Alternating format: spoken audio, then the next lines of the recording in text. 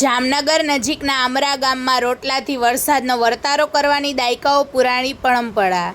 જામનગરમાં આ વર્ષે 18 આની વરસાદ થશે. આમરા ગામે 300-400 વર્ષ જૂની પરંપરા જાળવી રાખવામાં આવી છે, જેમાં અષાઢ મહિનાના પ્રથમ સોમવારે રોટલો કૂવામાં પધરાવવામાં આવે છે. આ પરંપરા મુજબ રોટલાની દિશા વરસાદની સ્થિતિ નક્કી કરે છે. જામનગર નજીકના આમરા ગામમાં રોટલાથી વરસાદનો વર્તારો કરવાની દાયકાઓ પુરાણી પરંપરા રહી છે. ઉગમણી તરફ રોટલો જાય તો વરસાદ ખૂબ સારો પડે છે અને આથમણી તરફ રોટલો જાય તો વરસાદ પ્રમાણમાં ઓછો રહે છે.